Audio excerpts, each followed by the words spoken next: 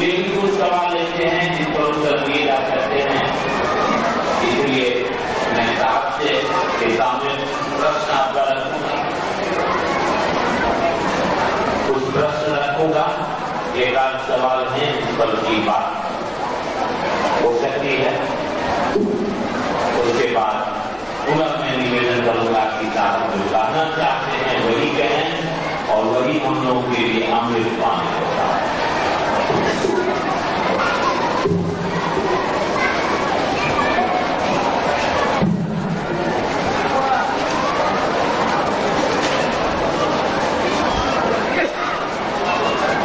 एक प्रश्न आया है, प्रकृति का नियम और ईश्वर के नियम में क्या फर्क है? यानी ऐसा तो नहीं कि ये दोनों एक ही तरीके के लोग कर लो।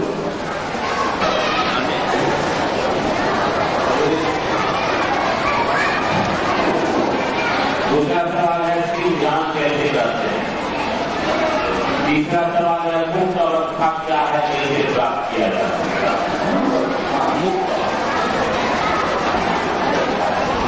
भाव समाधि और ज्ञान समाधि में श्रेष्ठ क्या है? और चौथा सवाल है राग द्वेष से कैसे मुक्त हो सकते हैं?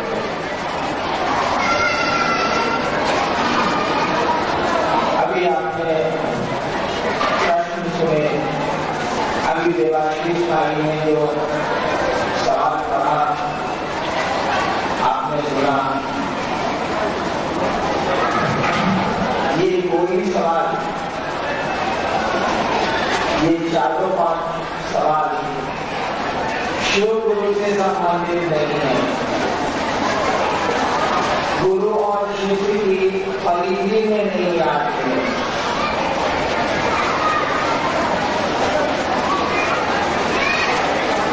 फिर भी उत्तर देता हूं। पहला सवाल था कि ईश्वर का नियम और प्रकृति का नियम क्या एक है? उत्तर के प्रश्नकर्ता ने ही उसमें ले रखा है। उन्होंने कहा है कहीं ऐसा तो नहीं कि ये दोनों चीजें ही है।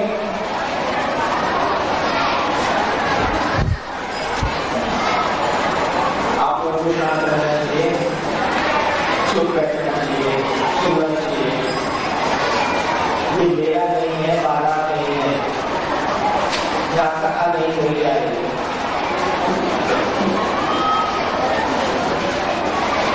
हम लोगों को मालूम है एक शब्द नारायण, नारायण शब्द सुना है आप लोगों ने, सुना होगा।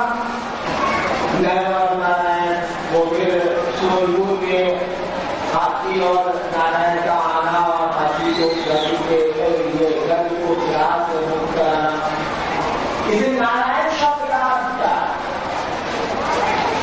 नारायण जो शब्द आप बोलते हैं भारतवर्ष के बहुत से जिंदगी में वो अक्सर कहा करते थे शिव नारायण नारायण नारायण, शिव नारायण नारायण नारायण। आपको कहानी मालूम होगी कि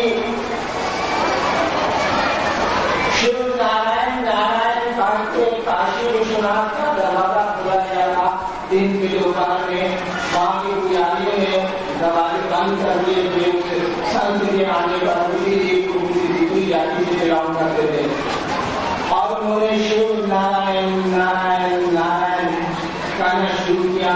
और कहना है कि काशी विश्वनाथ का पट खुल गया महादेव के दर्शन के लिए, उस संत के लिए। नारायण शब्द का अर्थ क्या है? नारायण शब्द दो शब्दों से बना है। एक शब्द है नार और एक शब्द है अयन। नार और अयन को जोड़ा गया है नारायण में। नार शब्द के तीन अर्थ होते हैं। नार शब्द के तीन अर्थ होते हैं। नार माने स्त्री,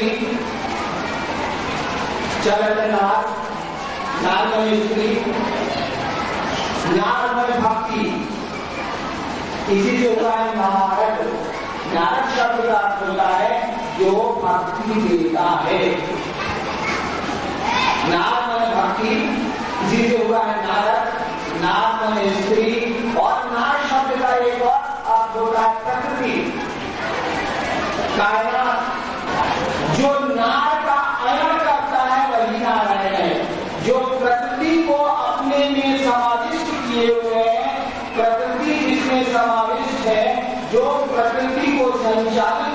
है वही नारायण है, वही ईश्वर है।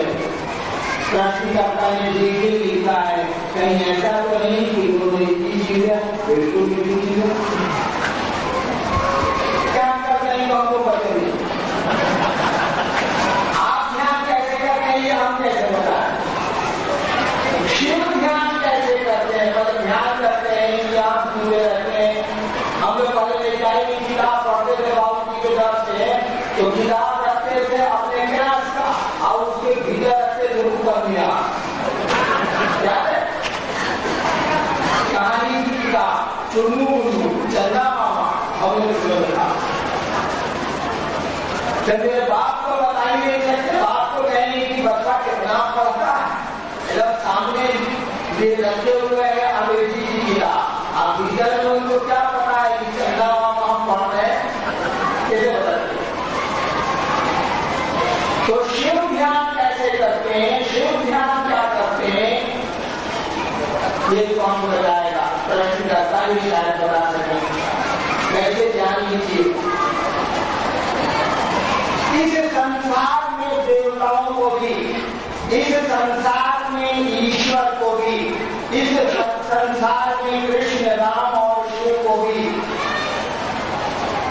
इस संसार को शिवोन्मुख करने की दिशा में चलाना पड़ता है और वो आदमी के जैसा आचरण करते हैं जो आचरण आपको परमात्मा की ओर ले चले।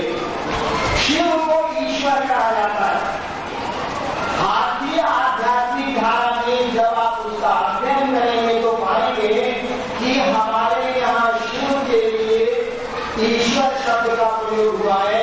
ईश्वर शब्द ही नहीं प्रयोग हुआ है, उपनिषदों में महेश्वर शब्द का प्रयोग हुआ है शिव के लिए और ईश्वर के लिए शिव शब्द का प्रयोग हुआ।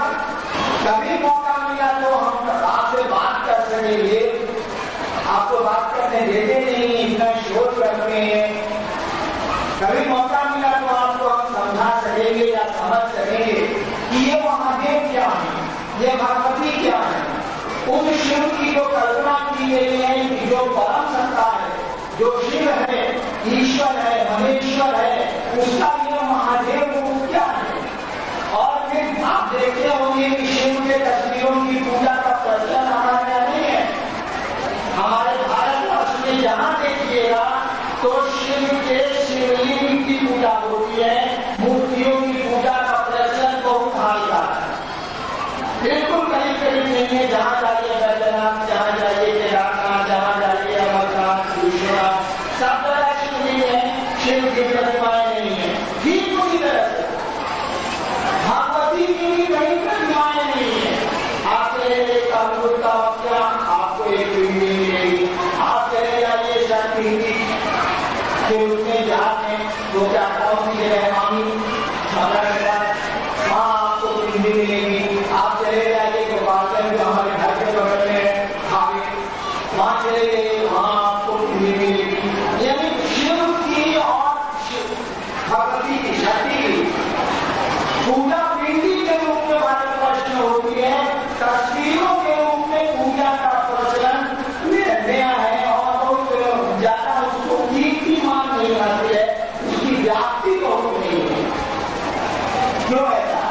इसीलिए कि हमारे ऋषि मुनियों ने जाना, हमारे ऋषि मुनि इस बात को जानते थे कि वह शिव को ईश्वर है, उसकी कौन सी सटीक तस्वीर कर सकती है, उस परमात्मा की तस्वीर कैसे हम बनाएं। चलो एक प्रतीक मान लेते हैं, हमें बातें होकर जाएंगे, शिवलिंग भी होकर जाएंगे, उसके जल भी लगता है, उसका भी उसकी बड़ी सुंदर लगता है, उसके प्रभाव भी बड़े अच्छे हैं। आप कहना जानिएगा, आप जो बेपत्र चढ़ाते हैं उसका भी होकर जाएंगे, चंदन हल्दी चढ़ाते हैं उसका भी पहलू है, लेकिन हम आप जानते ही नहीं उसका होती है। सोचा गया कि उस शिव की कौन सी तस्वीर बनाई जाए और इसीलिए उस शिव की पूजा प्रतीकों के रूप में होती है। ठीक उसी तरह से उस आदि शक्ति की, उस शिव की आदि इच्छा जो है, जिनकी इच्छा जिसका भगवती कहते हैं, उनकी इच्छा से सृष्टि का कण कण सृष्टि हुआ है, उनकी कौन सी तस्वीर बनेगी, उनकी पिंडी बना दी गई। गांव देहात और शक्ति पीठों में आज भी पिंडी बनी हुई है, प्रतीक बना हुआ है। लक्ष्मियों की पूजा का प्रचलन तो नहीं के बराबर है। पुराने शिव मंदिरों में, पुराने भगवती के मंदिरों में सब जगह शिवलिंग है और फिर